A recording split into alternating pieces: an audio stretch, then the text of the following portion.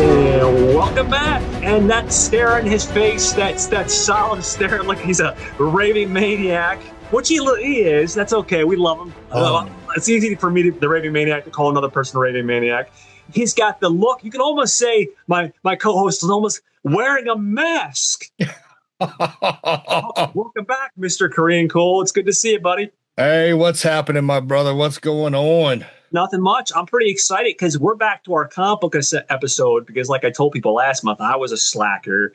We were supposed to do a comic book episode. I couldn't get my shit together as usual, so we missed the month. But we're making it up for it this month, and we're going to talk about, I think it's something really interesting because I had never dived into this world before. We're talking about the Dark Horse original version of The Mask. I think, like a lot of people, especially me, I was familiar with the title by name. I knew there was a comic book series, but it was one of those titles that had evaded me. And good old Dark Horse put it out way back in the day. Wow, I'll just play my hand a little bit early. What a pleasant surprise. So yeah, we're talking about The Mask. Real quick, just touch base. So apparently, first appearance was in Dark Horse Presents 1987. Yep. Then he showed up. He has like 3 first appearances, by the way. First appearances as Big Head. That's what he's called in the comic book in 1987. And then he got his own series finally in 1991. Yep. So that's where he really made his appearance. It's kind of like with Spider-Man when they talk about the first appearance of Venom. The first appearance of Venom is not Amazing Spider-Man 300, but no, Amazing Spider-Man 298. Right. Now he's only on the corner panel of the last page, so I guess technically that counts as a first appearance, but it's kind of a little bit of a cheat. But anyway, I'm going to turn things over to you only because you're a little more familiar with the source material. And of course, as normal, I'll add input along the way as we go. Yeah, thank you. So this episode, we are going back, yes, as you said, 1991's Dark Horse's The Mask. Now, do not get this confused with 1994 Jim Carrey's movie, The Mask, and we'll explain later. Yeah. The Mask originally, when it came out, was a 4-part miniseries where a lot of these comics kind of were. Back then, Dark Horse, that's how they introduced a lot of their comics, right? It was 4-part miniseries, right? I mean, it was great stuff, like the original Aliens versus Predator, Dark Horse, 1 of 4. Great. That's a great comic series, by the way. But The Mask, this was something different. When I first saw it on the racks, you got this big, like lime green, gargantuan toothed, crazy dude staring at you. And I was like, sold. The Mask was actually created, as you said, did a couple of first appearances. Dark Horse Presents. That actually got, that comic series line actually got a lot of Eisner and Harvey awards itself because they did a lot of great stories in there. But it was originally created by Mike Richardson, who was a, believe it or not, college student of all things at Portland State University, right? And he wanted, one of his dreams that he aspired to after he graduated was, hey man, I'm gonna get into the world of publishing, and he actually did. He always had the name Dark Horse as the name of the company because back then you really only had the 2 major houses, right? Marvel, DC. So Dark Horse, aptly named, is one of those, just like in the racing world. You got this Dark Horse coming out of nowhere with a lot of great comics. But he did that after he graduated. He also opened up a kind of like brick and mortar store. It was called Pegasus Fantasy Books, right?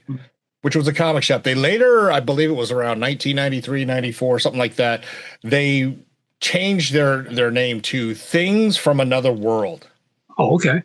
And this comic shop kind of took off. They opened up several brick and mortar locations, but they were one of the first, if not the first, to really take the advantage of what the promise of internet e-commerce was for comic collectors. Meaning, Things from Another World allowed you to order not just comics, but collectibles, miniatures. Pretty much anybody who was into comic collecting knows of Diamond Publishing. And their book was called Previews. And that was like, these are all the comics that are coming out. Well, Things from Another World, you saw it in previews, you could order it through them and they would pick it up and ship it out to you. Unfortunately, in 2025, Things from Another World shut down their online presence because Diamond Publishing, I guess you could say it's, that up and downs with the comic industry. Diamond went under, right? So you couldn't really get anything. So now they're down to 3 brick and mortar stores over on the West Coast. I think 2 in Portland, 1 in California, I think. Okay. I'd be wrong, but if you're curious, that's what the internet's for, folks. Do a little search. Now, Mike Richardson himself, it was kind of fascinating. Really, I knew a little bit about him, but I didn't really know as much as I thought I did until I really started diving into it, right? And not only was he a writer, but he was also a producer. Yeah, I noticed that. Yeah, quite a few interesting titles too. Right? He, in terms of, let's say, movies, right? We mentioned it. Not a bomb. Several of our other podcast brothers have talked about it. Time Cop with Jean-Claude Van Damme. Dr. Giggles. Dr. Giggles.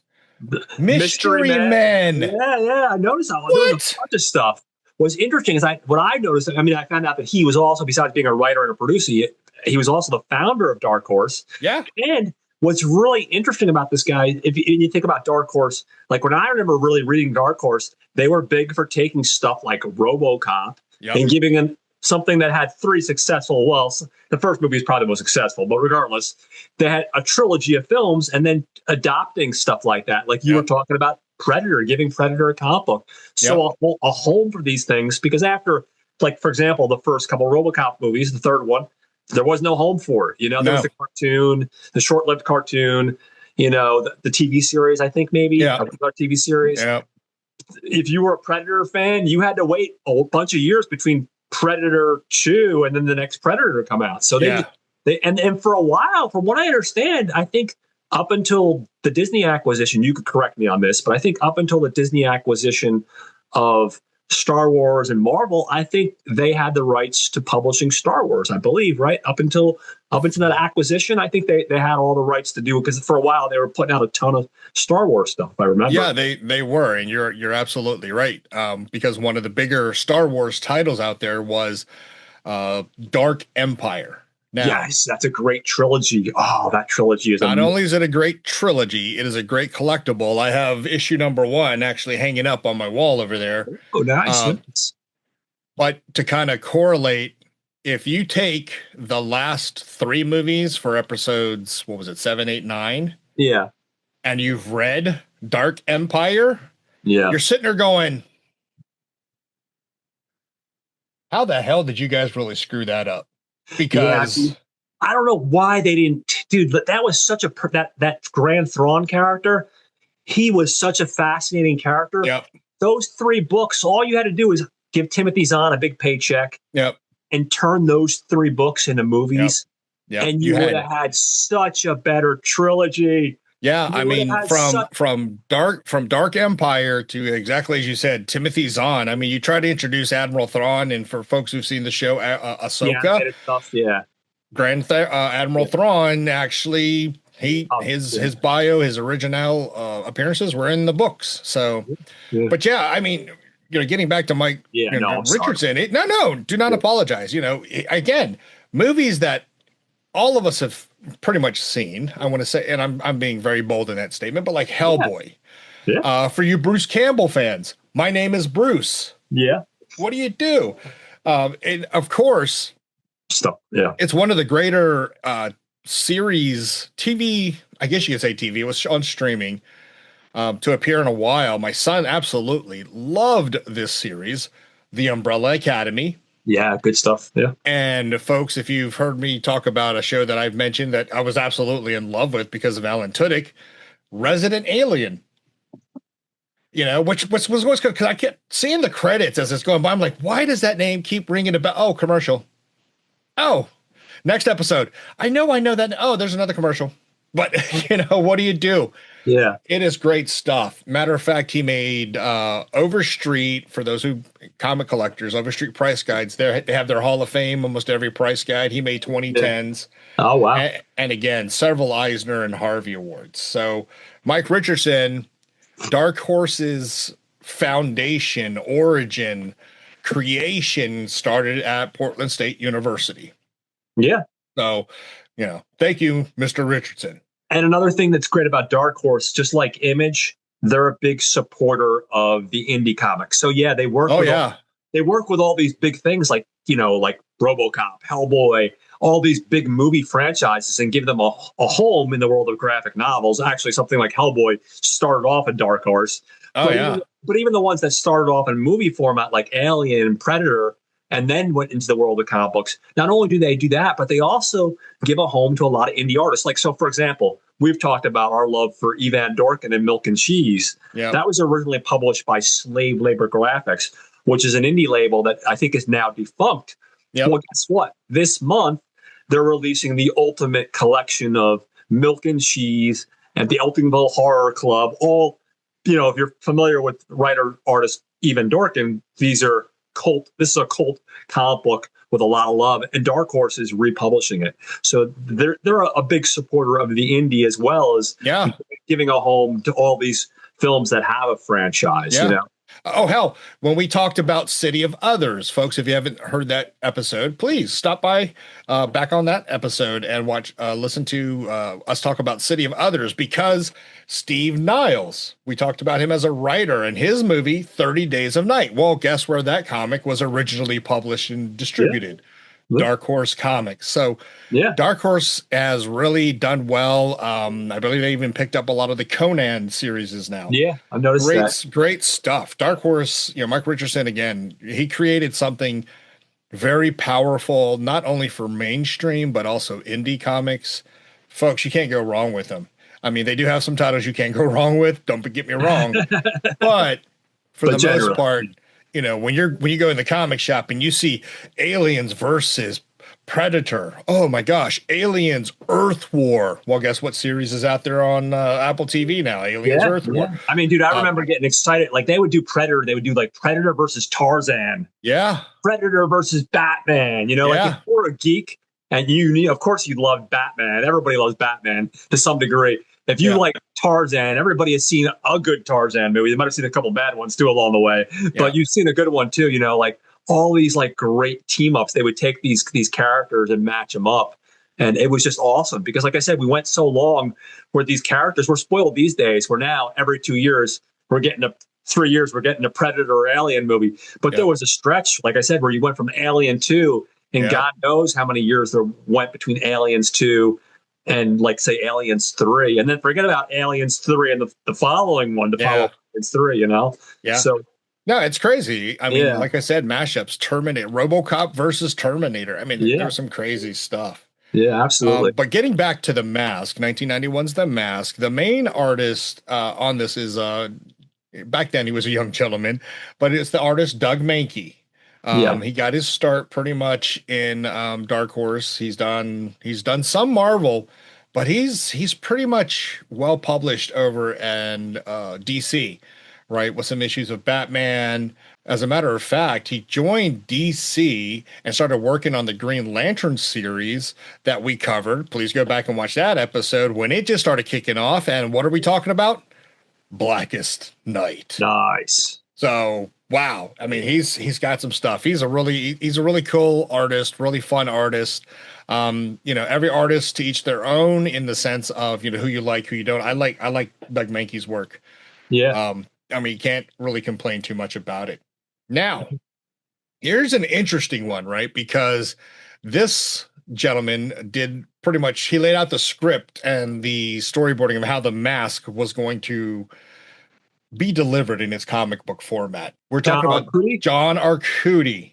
Now, John Arcudi, he's pretty wild because his forte is being able to take movie or TV franchises and bring them along and alive into a comic book format, right? We're talking about, again, I mentioned it earlier, The Thing in 1991, The Terminator, RoboCop, Aliens, Predator.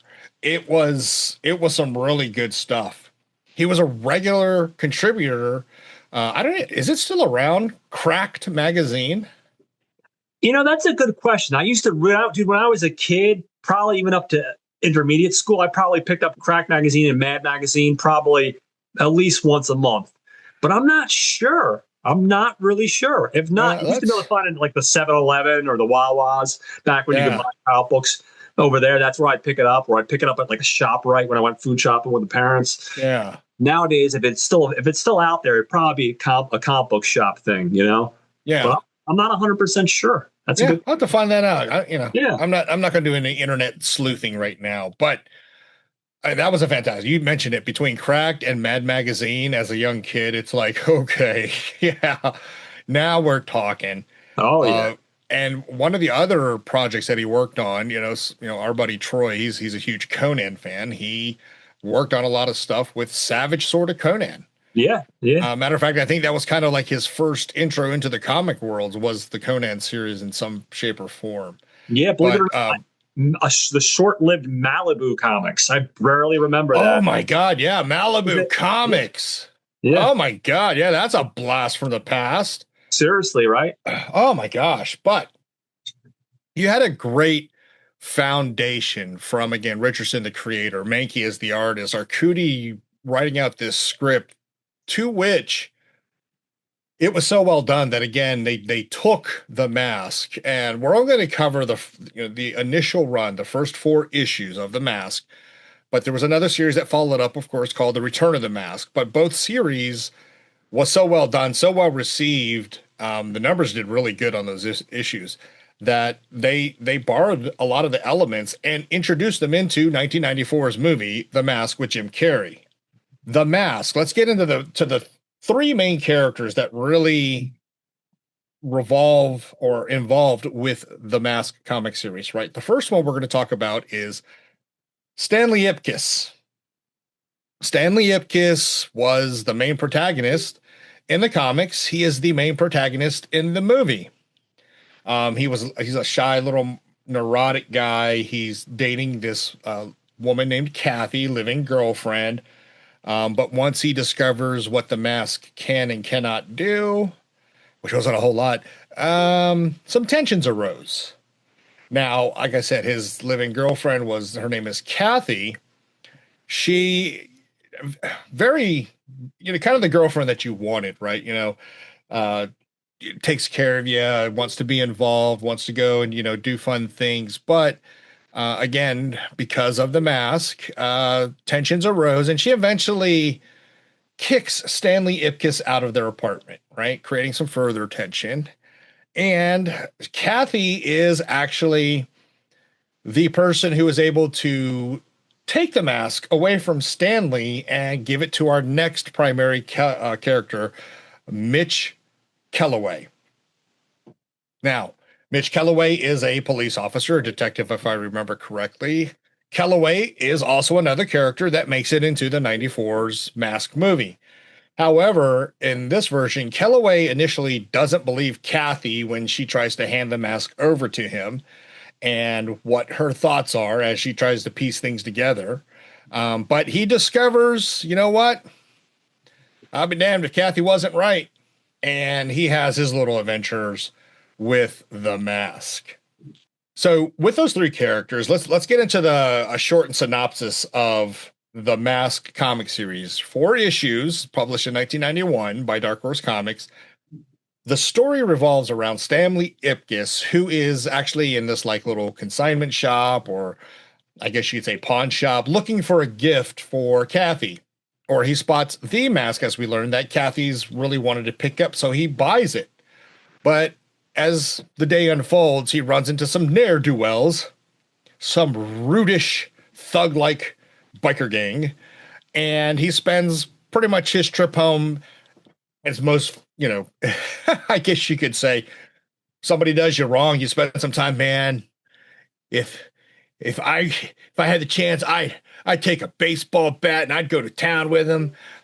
But neither here nor there. What happens is he eventually discovers and tries on the mask, which turns him into what he would later be named as Big Head. And what Stanley discovers is that with the mask on, as this persona of Big Head, he's pretty much invulnerable. And he has these powers to create kind of like cartoonish moments. And with that, he pledges that he is going to be a power for good. I am going to be a superhero and clean up this city after I get my revenge. And yeah, I mean, listen, you gotta take care of the people that pissed you off first. Exactly. That'll be the shining knight. So what happens is he goes to visit again that biker gang that gave him a little bit of a hard time and roughed him up. And yeah, he gets his justice. He's like, oh, well, I remember these guys who ripped me off when I had to get my muffler replaced. I'm going to go visit them. Yeah. And if I talked about my high school reunion last episode, he says, oh, you know what? I'm by this school. I hear this teacher. I remember her. I cannot stand her. I'm going to get a little justice. He continues on, and what we end up finding out is that Kathy, through these events, because he's not just beating up people, okay, folks? Yeah. The Mask in its comic form is a very violent and bloody comic book. So it doesn't really hold back on what he ends up doing. Oh no, it's incredibly. I would imagine like the best, like, and this is a very lame like matchup comparison, but I would say imagine like Deadpool meets a Looney Tunes character meets like the Joker, or almost like some weird amalgamation of those types of, like blended into one. Exactly. So with all those actions and antics going on, Kathy is watching the news, and what she discovers that the mask that Stanley had gave her is missing. And as she's figuring things out, she pieces it together that, oh my gosh, Stanley is Big Head. So to rectify things, Kathy kills Stanley. That don't happen in the movie. No. Stanley Ipkiss is relieved of his mask in a most violent fashion, to which, again, Kathy takes it to her friend Mitch Kellaway, the detective. Kellaway doesn't believe her, but he eventually tries on the mask and finds out that, oh my gosh, I really can take it to this crime syndicate that's running rampant through our town. But inadvertently, or intentionally, he harms a lot of the good guys. And what he realizes is that as Big Head, yes, he can do a lot of good, but as Big Head, doing good takes a back seat to creating chaos and mayhem, which almost cost him his friend's life. So with that synopsis, we're gonna dive into the mask itself, and we're gonna spend a few minutes here going back and forth because I want to talk about the difference between the comic and the difference between the movie. And you've seen the movie, correct? Yeah. So my first experience, so I'm gonna just take it, I'm gonna dial it back. I'm gonna dial it back a little bit. First of all, my love of Jim Carrey. My love of Jim Carrey started with, for a lot of people, maybe it was probably Ace Ventura because that was his first movie. For me, it dialed back to In Living Color. That was one of those shows as a kid my parents let me watch. Unlike Saturday Night Live, it was on at like 8:00. So I fell in love with his ability to become the rubber man. And like back in the day, if you were looking to cast the Jim Carrey for the Plastic Man character back in like 90s, probably up to like early 2000s, he would have been Plastic Man. Like he would have been spot on, in my opinion, the perfect casting for Plastic Man. So he just has that ability. So I fell in love with Jim Carrey with In Living Color. Then I saw Ace Ventura, which I had a blast because I like juvenile humor. Of course, HBO, I realized, hold on, he did this movie in the 80s called Once Bitten. This goofy vampire movie. And I'm like, what's this? I don't know anything about it, but that thing used to play on HBO all the time. And then, of course, 1994, you might also just call 1994 the year of Jim Carrey, because he did Ace Ventura, thing exceeded any expectation. And then he did The Mask, which was a success. Then he did Lloyd Christmas, Dumb and Dumber. And for a while, he was just on fire. So when I initially saw The Mask, this lovable loser character, basically like this weird Who Framed Roger Rabbit, the success of that with Zemeckis, they're taking that idea, but they're turning it into like this superhero-esque character with this lovable loser who gets powers, and he turns into this wacky, zany, like, toon character brought to life. You know what I mean? Yeah. But to go back and forth with the comparisons, which we'll start doing, you see that, and then you go and read the comic book. And like we said, we're going to talk next about that. The comparisons are night and day. And not to play my hand too early, but to hint at it, it's, in my opinion, if you've seen the movie first, I don't think you'll walk away from it having a negative opinion on the movie. Now, I think if you've read the graphic novel and then seen the movie, you know the real deal. And then you see this Diet Coke version of it. You know what I mean? Yeah. You see the sanitized version. And I know I'm playing my hand a little bit early. I'm going to go probably a little more into that, or I'll probably repeat a little of that later on. But that, when we start to get into the comparison, you'll see a lot of those type of comparisons made. The sanitized version versus this completely different tone, this different feel to it. So, no, and that's a very spot on, appropriate, statement, because I am the one who read the comics before the movie. So in a quick comparison, while I enjoyed the Mask movie, I was wholly disappointed because, as a fan of Jim Carrey, going back to all his stuff, yeah, he had never really once played a really violent character, right? It was always about the funnies, or just how overacting or overacted the character part he could have done. yeah. So seeing The Mask, and I'm like, you took a lot of the greatest parts of the comic, but oh my God, where's the craziness? Where's the hole in his chest where it was kind of a disappointment. Whereas for you, I know, watching the movie and then going back to the comic, you see the differences between the two, right? Yeah, no, and trust me, if I would have read the graphic novel, dude, I would have probably fucking walked out of that movie and been like, really? What the fuck? Yeah. And again, to touch a little bit, I have a theory, and it could be wrong. I've been wrong wrong about many times in my life about many things. But my theory is, I think the reason they possibly went the way they did is because they knew that Jim Carrey could inhabit the role. I think Jim Carrey would have inhabited the role based off the comic book just as well. I think he had the ability. It wasn't him, but I think that at this point he had Ace Ventura. Yeah. I think Dumb and Dumber, both massive hits. And they knew that by sticking with the PG-13, they could appeal to a mass audience. Yeah. Whereas the minute you slap that R on, you're cutting half of your audience. Yeah. It's kind of like when Ryan Reynolds did the first Deadpool movie. For a long time, they fought him on the R because they don't want to cut into the box office, right? Right. But we all know, like, I never read the comic book. I was never a mutant guy, but we all know the people that have read the comic books, that know the character, like, you can't do a PG-13 Ryan Reynolds. Oh, you can. We saw the X-Men movie where he pops up with a stitched face and he barely talks, and he doesn't resemble Deadpool other than the fact that he's wearing a costume, but it's not going to hit. And I personally feel like the reason they went the way they did was because it just basically came down to selfish greed and money.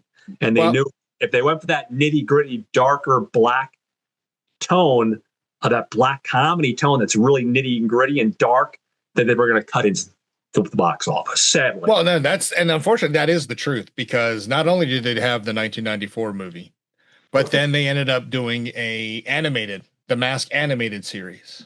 Yes, they did several other the Mask comic books, but they were all based off of the 1994's movie, that persona of Big Head, right? Yeah. Because they wanted to just keep, and I don't blame them, Yeah.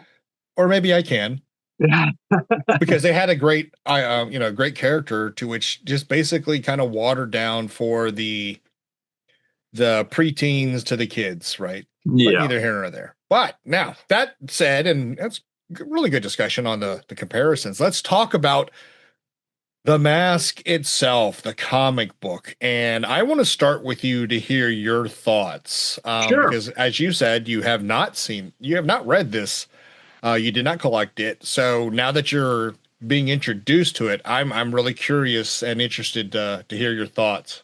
Okay, so I am I'm not as prepared. I did make lots of notes, but part of my thought wrap up is based off of a back and forth. So I am going to make a lot of back and forth comparisons because I think it's relevant to what my opinion is. Yeah. So I do apologize, and I might even repeat some of the same things I already said because I'm reading off my little tablet here. I'm cheating here. So the big thing I know is, lo and behold, after reading it, a lot of big differences. Like I said, the PG-13. The movie was all about slapstick cartoon using the physical comedy of Jim Carrey, who would later become a huge star. Or he was already in the way becoming a big star. He portrays a wacky, almost playful anti-hero. Now, where in the comic book gets named Big Head, and the comic book, this is where it's different. He's this insane, remorseless, almost on the verge of a serial killer-esque character. Like he really is. The violence, because in the comic book, the Mask corrupts the wearer. Yep. So you can have good intentions. In the movie, Stanley Lipkiss is this lovable loser. In the comic book, he's that angry nerd guy that gets pissed off. He's not a lovable loser. He's a guy that's already pissed off. He already feels like the world's kicking him around. So when he puts on that mask, he's an easy target for that mask to corrupt him. He's not really a hero. He's often causing more carnage to the city than good that he's doing for it. Like he's taking out bad guys, but he's also destroying half the city in the process. And again, I made the comparison earlier to the Robert Zemeckis, which came out only like 3 or 4 years earlier.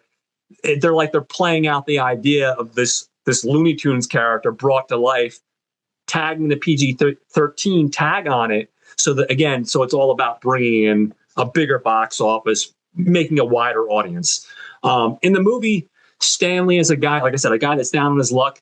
But I would almost make the comparison he's plucked from like a Woody Allen movie. Most Woody Allen movies are those type of characters. Also in the comic book, he dies somewhat early. We talked about that. That takes balls, man. You take what you think is the main protagonist, and by page 54, which is basically what would probably be like 3 issues in, you kill off the main character. So this is another thing. Issue 2. Two issues. So imagine I can only imagine, especially if you didn't pick up an omnibus, you're buying it monthly, and you're reading issue 1. You're like, okay, I got this angry nerd that's been pissed on his entire life. Well, I want to see where this journey's going. I open up issue 2, and I get to the end of issue 2, and like you said, his girlfriend says, okay, there's only one way to resolve this problem, or so she thinks, and she blows his brains out.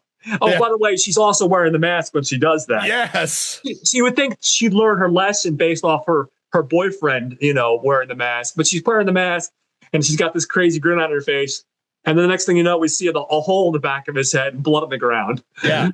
And then, like you said, starting the next chapter of the story, we get Lieutenant Kellerman. And Lieutenant Kellerman in the movie is more of almost like a joke. Yeah. I hate to say it, but he's really kind of played to comedic effect. He's in the movie, but he's definitely more of a joke. In this version, in the comic book, originally, while Stanley Lipkiss is wearing the mask, it's all about him trying to shut down Stanley Lipkiss.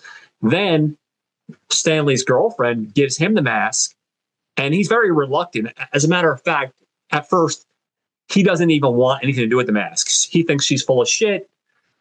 his boss, one of his coworkers said, "Oh, you should probably bring it home because you don't want that evidence sitting around. What if our boss, the chief, finds out?" So he brings it home. Somehow it manages on his face. And of course, what does the mask do? The mask corrupts. It takes all your urges and all the thoughts, the dark thoughts, and it just channels. And what happens is that over time, it just takes more and more over your body. Think of like back in the day before there was Eddie Brock Venom, how we were introduced to Peter Parker. He got the symbiote suit for, I'm talking a little Marvel here, folks, diverging a little bit. In the Secret Wars, issue number 8, he got exposed to the symbiote suit. And then after Secret Wars is over, he goes back to planet Earth. And over the course of the next 10 issues or so, we see the suit start to take over his personality. And at a certain point, he has to find a way to get rid of it. This is a similar comparison almost in the sense that this can just takes a part of your personality. He dons the mask and he becomes not just an anti-hero, but he becomes almost like the Punisher. And it's all done like, imagine the Punisher, but with a big POW sign every time he fires a gun. Yeah. Imagine the Punisher and Elmer Fudd were kind of merged into some weird world where you have those two characters, and he's absolutely brutal. He takes out anything in his path. And again, to reiterate what you already said, at a certain point, his partner, or maybe just a fellow officer that's a good friend with him, he gets to the point where towards the end of his run of the mask, he almost kills one of his friends. Yep. And the only thing that stops him, again, I made the comparison to Peter Parker wearing the symbiote suit. He has this moment where he fights the mask, and that's it. He's done, and he doesn't kill his friend. It ends. This arc ends with him in his basement, and he's trying to basically dig a hole in his basement and cover it in cement. Now, I did read I didn't read the entire rest of the omnibus. I read the next couple pages. So, needless to say, just to give people a little bit of a tease, obviously, from what I gather, and you'd probably be able to have more input on this because you've read the entire run, is apparently this mask, just like it was with Stanley and then with Detective Kellerman, it's one of these things where it moves from person to person. So I would imagine what we're in store for next, because it looked like the next installment was going to be handed to another mobster type character. So yeah, guys, what's interesting about this is once you, again, reiterating some stuff that we've already repeated, but once you get into the comic book, what's so amazing about the comic book is you're taking, like you said, some of the elements in the movie were decent, but what you're doing and giving it more depth in the comic book, you're exploring more of the themes. You're giving it a much different tone. And I like dark tones to begin with. If anybody's listened to our movies this month, there have been a lot of dark movies. No, I want something light, God damn it. But they give it this much darker tone. And I think by doing that, you allow the character to breathe a little bit more. You give the character room to be developed, right? And I think that's the problem we always run into with movies, especially movies that are in that hour and a half, 2 hour runtime. It's like you enter this world with these characters and you're introduced in the movie to these characters. But ultimately, a lot of times you just don't really get a chance to breathe in that world and really get engrossed into that world, where with the graphic novel, and that's the great thing, whether it's a novel or a graphic novel, you get a chance to really get a hold of these characters, get some meat on the bones, if you will. And you get to see this real evolution. And like I said, what's so innovative about the book is, besides the difference in the tones, is that you also do something that's really fucking ballsy. When you kill off what we think is our main character in issue 2, and this is back in the early 90s, that takes real balls. Now, nowadays, with like Game of Thrones and all these other different series, it's not a new concept, right? You can kill off a character that we all love and we think is going to be the character that we're going to be following, that we're going to be invested in. But back then, that was a big deal. And I'm sure, like, if I would have read that in a monthly installments and I got to issue 2 and I got to that point, I would have been like, oh shit. Like, he probably did deserve it, but I would have never expected his girlfriend, because she didn't seem like the type to handle it in that way. So it took some real balls to do that. And then again, then I saw where they were going. Oh, this is going to be one of those things where they're going to pass it along. Different people are going to get a hold of the mask. And eventually there's going to be different arcs where we're going to go on different journeys and see how different people handle the corruption of the mask. Yeah. So that's my very long way to say this thing was freaking great, man. Number one, I'm going to read the rest of Omnibus 1 probably this week if I have time. And I definitely want to pick up Omnibus 2 because I love myself some Evan Dorkin. And like I mentioned to you, he's doing some of the work on it in Omnibus 2. So if you like stuff with dark tones, if you're able to separate any love you have for the movie, if you're like me and you've never seen if you've never read the graphic novel and you can separate the two and make the distinction and realize they're wildly different and you're okay with that, I think you're going to be in for a pleasant treat, guys. This thing is just really, really good. I mean, you mentioned the artwork itself really is zany, but it's so great because not only, like I said, are you getting like this zany, like Looney Tunes, Robert Zemeckis, Joker, Deadpool kind of thing going on here, this weird amalgamation.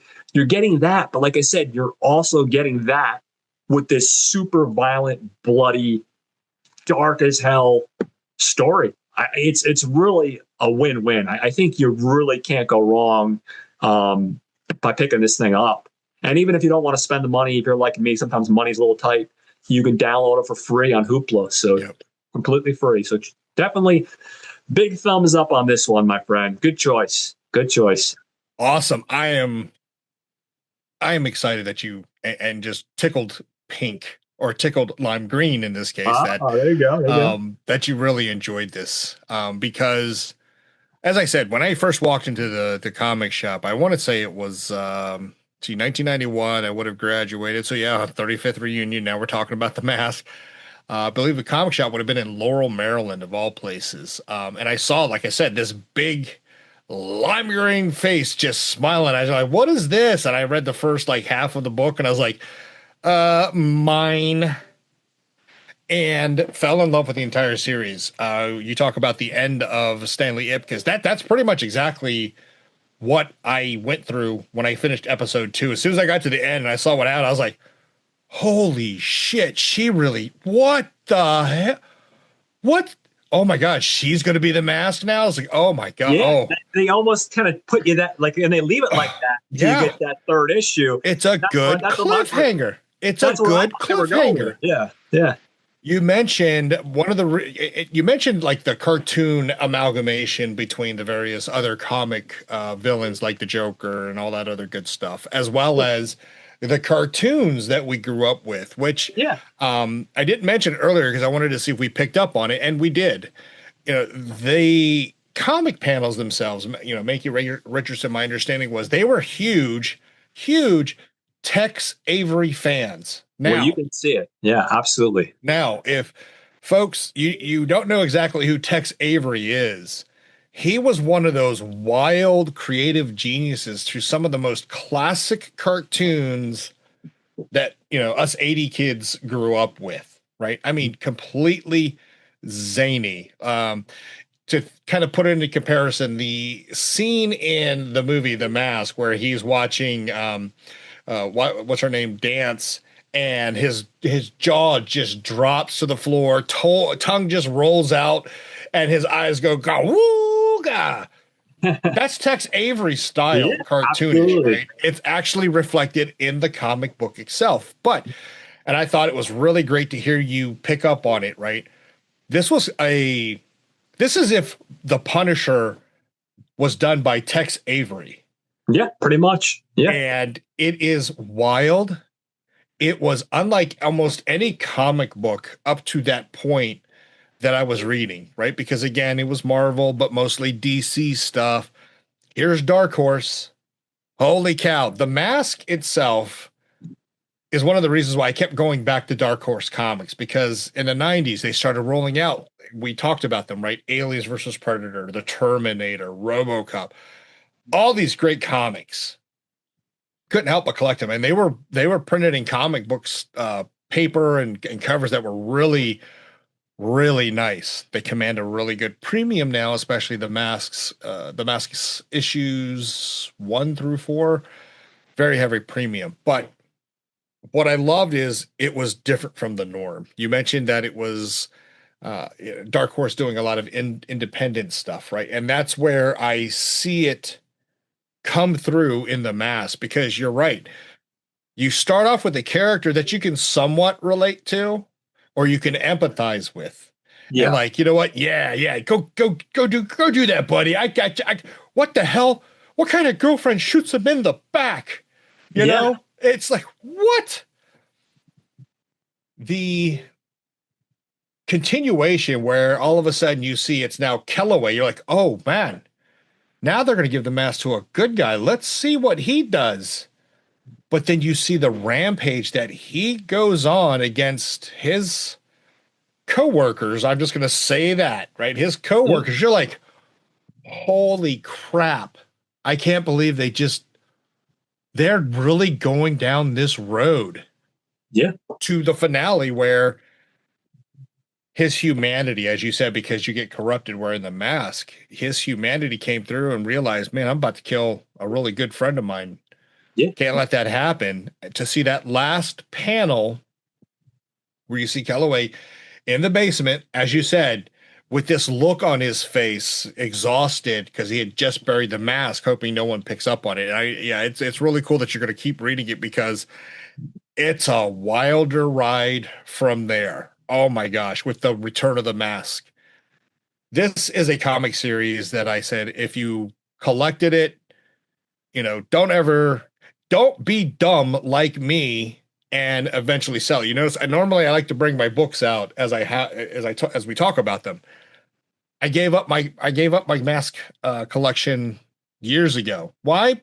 I wanted some quick cash. Stupid reason. I've been there before. I've sold stuff that I regret, and then later on I'm going, I sold it and I made a $30 profit more than I paid for it. Yeah. And I'm like, God damn it, at the time I needed that $30, but still, like, yeah.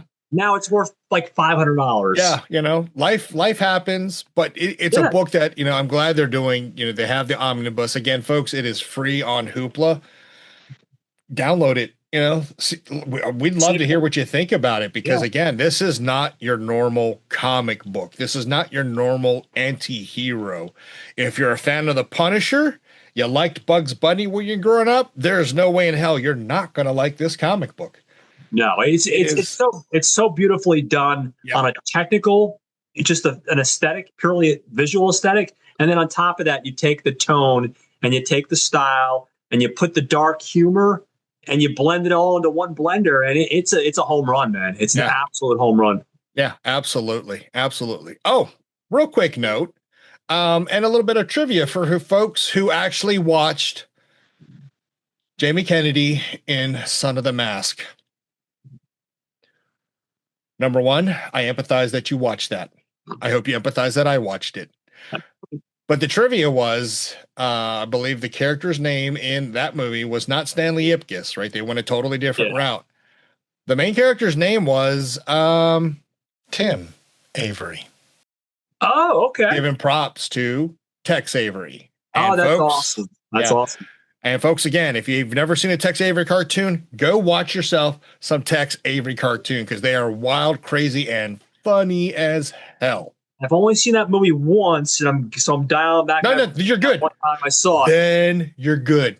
Once is enough.